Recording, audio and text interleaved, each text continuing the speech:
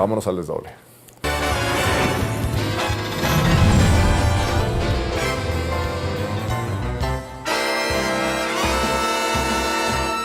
El desdoble de este miércoles 4 de septiembre de 2024 evidentemente tiene que ver con la reforma al Poder Judicial que se aprobó ayer en lo general y en lo particular en la Cámara de Diputados. Para hablar de este tema le agradecemos que nos acompañe aquí en el foro y le damos la bienvenida a Guillermo Santiago, diputado federal. ¿Cómo estás? ¿Cómo estás? Qué gusto saludarte. Qué bueno que nos acompañas. Cuéntanos qué fue lo que aprobaron ayer, porque entendemos que hubo varias modificaciones. ¿Cómo estuvo la discusión? Cuéntanos. Claro, pues bueno, primero plantear que ayer tuvimos la discusión en la Cámara de Diputados, que tuvimos una sede alterna debido a las manifestaciones que hubieron, y tuvimos 3 puntos importantes que tocar. La aprobación de la reforma al Poder Judicial, primero, que es una gran mentira que se ha dicho en muchos espacios, no desaparece al Poder Judicial, de ninguna manera. Al contrario, se fortalece y tiene 3 puntos principales. Número 1, la elección de los ministros, magistrados y jueces. Punto número 2, la eliminación del Consejo de Judicatura y la creación de un nuevo tribunal. Y punto número 3, el tema de la austeridad. Y platico estos 3 puntos centrales. Claro. El primero es, hay una gran controversia de por qué poner a elección popular la elección de ministros y jueces. Aquí hay una pregunta central. ¿Por qué podemos elegir al Poder Ejecutivo? ¿Por qué podemos elegir al Poder Legislativo y al Poder Judicial no? Creo que necesitamos darle legitimidad y que la gente, que las personas puedan decidir sobre sus impartidores de justicia. Entonces, por esas razones que vamos a buscar esta elección, que va a ser en 2 etapas. La primera etapa serán los ministros de la Suprema Corte y posteriormente serán magistrados y jueces, y que van a cumplir con los requisitos. También ha habido muchas fake news de que, bueno, los requisitos siguen sosteniéndose, se van a hacer algunas modificaciones para que puedan ser personas probas, con la experiencia, con las capacidades necesarias para poder estar en los encargos. Sobre eso, perdóname, te voy a interrumpir tantito, pero también se ha dicho mucho que podrá entrar gente que es parte de Morena, o exdiputados, o exsecretarios y tal, a ser ministros de la Corte. ¿Qué dice la iniciativa que ya aprobaron sobre esto? ¿Será posible o no? No, a ver, esto es también muy importante porque ha habido mucho sobre la politización de la impartición de justicia. Eso es falso completamente. ¿Por qué? Porque lo que estamos buscando ahora es que sean personas que realmente puedan tener las características y que, ojo, en el pasado sucedía. La ley establecía que no podía ser parte del secretario de Estado. Entonces, de maneras con acciones leguleyes que le llamamos nosotros, pues teníamos a ministros, a exsecretarios de Gobernación. Entonces, ahora se está cambiando eso para que no permitir y realmente garantizar que las personas que estén en estos espacios sean personas con las cualidades necesarias. Ok. Ahora, sobre el segundo punto que nos decías, este tema del Consejo de la Judicatura Federal, ¿cómo funcionará ahora? Porque de entrada el Consejo de la Judicatura tiene un grave problema de inicio, que es juez y parte. Quien preside actualmente el Consejo de la Judicatura es la Suprema Corte de Justicia. Entonces, es decir, ellos mismos se investigan y ellos mismos se sancionan. ¿O no?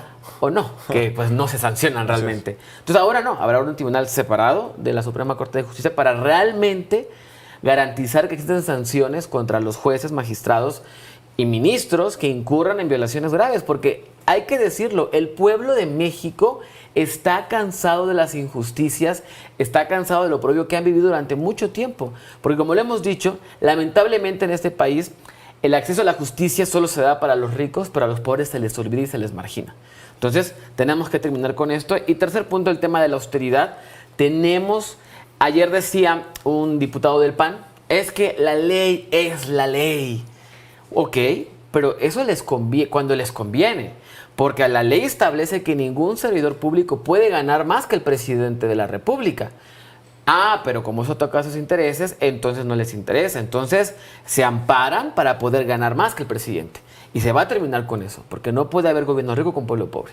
Ok, me gustaría dar un paso atrás al segundo punto. Esta reconfiguración del Consejo de la Judicatura Federal me parece que es bastante importante. Hoy sale un informe del que tendremos la información detallada mañana en nuestra emisión, que habla de la falta de sanciones o la ineficacia de los 24 años de existencia del Consejo de la Judicatura Federal.